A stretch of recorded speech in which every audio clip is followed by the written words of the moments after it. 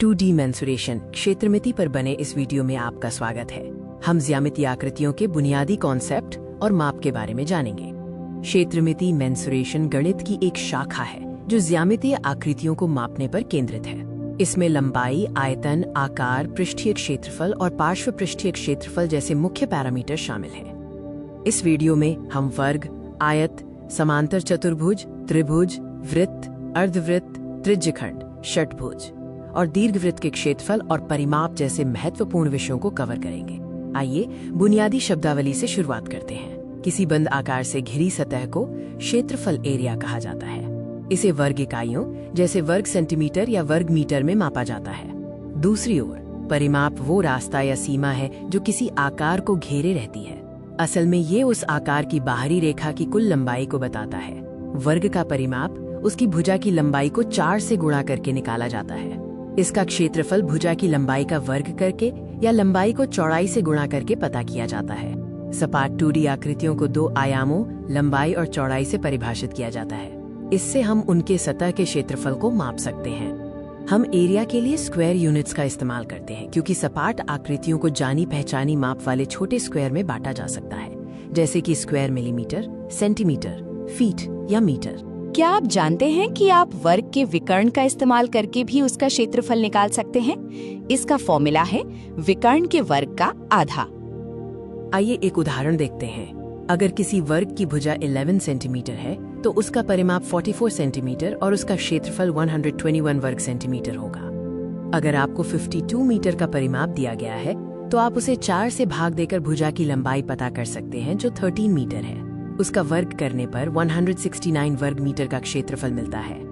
इसके उलट अगर आपको पता है कि एरिया 144 वर्ग मीटर है तो भुजा की लंबाई 144 का वर्गमूल होगी जो कि 12 मीटर है। इससे परिमाप 48 मीटर हो जाता है। जब 12 सेंटीमीटर का विकर्ण दिया गया हो तो हम क्षेत्रफल के फॉर्मूले का इस्तेमाल करके 72 वर्ग सेंटीमीटर का क्षेत्रफल निकालते हैं। इसके बाद हम भुजा की लंबाई और परिमाप पता कर सकते हैं। अगली समस्या के लिए हम 144 मीटर के घेरे परिमाप वाले एक चौकोर आंगन पर विचार करते हैं। इसका इस्तेमाल करके हम उस कुल क्षेत्रफल का पता लगा सकते हैं जहां सीमेंट की जरूरत है। आखिर में हम आयत के क्षेत्रफल के बारे में बताते हैं। जैसा कि दिखाया गया है, क्षेत्रफल असल में उसकी लंबाई और चौड़ाई का गुणनफल होता है। अब आइए आयत के परिमाप को देखें। इसका फॉर्मूला लंबाई और चौड़ाई के योग का 2 गुना होता है। उदाहरण के लिए अगर आपके पास एक आयत है जिसकी लंबाई 5 सेंटीमीटर और चौड़ाई 10 सेंटीमीटर है तो उसका परिमाप 5 और 10 के योग का 2 गुना होगा जो 30 सेंटीमीटर के बराबर है। अगली समस्या के लिए अगर लंबाई 12 सेंटीमीटर और चौड़ाई 15 सेंटीमीटर है तो परिमाप की गणना करने पर परिणाम 54 सेंटीमीटर आता है। अगर हमें पता हो कि परिमाप 60 सेंटीमीटर है और लंबाई 10 सेंटीमीटर है तो हम फॉर्मूले को बदलकर चौड़ाई पता कर सकते हैं जो 20 सेंटीमीटर होगी। इसी तरह 9 सेंटीमीटर लंबाई और 16 सेंटीमीटर चौड़ाई वाले आयत का परिमाप 50 सेंटीमीटर होता है। इस सवाल में हमें 100 सेंटीमीटर का परिमाप और 25 सेंटीमीटर की चौड़ाई दी गई है। परिमाप के समीकरण को हल करके हम आयताकार मैदान की लंबाई पता कर सकते हैं। अब समांतर चतुर्भुज पैरेललोग्राम्स की बात करें तो एक तिरछे आयत रेक्टेंगल की कल्पना कीजिए। इसमें भी आमने सामने की भुजाओं की लंबाई बराबर होती है। समांतर चतुर्भुज की कई मुख्य विशेषताएं होती हैं। आमने सामने की भुजाएं और आमने सामने के कोण बराबर होते हैं और विकर्ण एक दूसरे को समद्विभाजित करते हैं। क्योंकि समांतर चतुर्भुज के विकर्ण एक दूसरे को समद्विभाजित करते हैं, इसलिए इसके अंदर बनने वाले त्रिभुजों का क्षेत्रफल अक्सर बराबर होता है। यहाँ हेरोन के सूत्र का भी जिक्र मिलता है जो किसी त्रिभुज के अर्ध परिमाप और भुजाओं की लंबाई का इस्तेमाल करके उसका क्षेत्रफल निकालता है। ये विजुअल त्रिभुज के अलग अलग हिस्सों और मापों के बीच ज्यामितीय संबंध को दिखाता है। यहाँ हम कुछ और विजुअल उदाहरण देख रहे हैं जिनका इस्तेमाल अक्सर त्रिभुज के डायमेंशन और एरिया को समझने के लिए किया जाता है। किसी भी त्रिभुज के क्षेत्रफल का मानक फॉर्मूला है आधार और ऊंचाई के गुणनफल का आधा। समकोण त्रिभुज में एक कोण ठीक 90 डिग्री का होता है और बाकी 2 न्यून कोणों का योग 90 डिग्री होता है। समबाहु त्रिभुज अनोखे होते हैं क्योंकि उनकी तीनों भुजाएं बराबर होती हैं। किसी शीर्ष से आधार पर डाला गया लंब उस भुजा को 2 बराबर भागों में बांटता है। समबाहु त्रिभुज का क्षेत्रफल निकालने के लिए हम एक खास फॉर्मूले का इस्तेमाल करते हैं। भुजा की लंबाई के वर्ग को 3 के वर्गमूल और 4 के भागफल से गुणा करना। अब समद्विबाहु त्रिभुज आइसोसेलेस ट्रायंगल को देखते हैं। इस आकार में 2 भुजाएं बराबर होती हैं और इन भुजाओं के सामने के कोणों का माप भी बराबर होता है।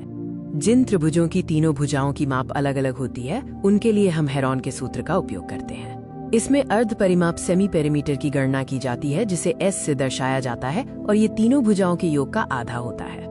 यहाँ एक उदाहरण है। 13 इंच के बेस और 5 इंच की ऊंचाई वाले एक एक्यूट ट्रायंगल न्यूनकोण त्रिभुज का एरिया पता करने के लिए हम बेस और ऊंचाई को आधे 1/2 से गुणा करते हैं, जिससे 32.5 स्क्वायर इंच का एरिया मिलता है। इस दूसरे उदाहरण में हम एक समकोण त्रिभुज का क्षेत्रफल निकालते हैं। 7 सेंटीमीटर के आधार और 8 सेंटीमीटर की ऊंचाई के साथ क्षेत्रफल 56 का आधा होता है, जो 28 वर्ग सेंटीमीटर के बराबर है।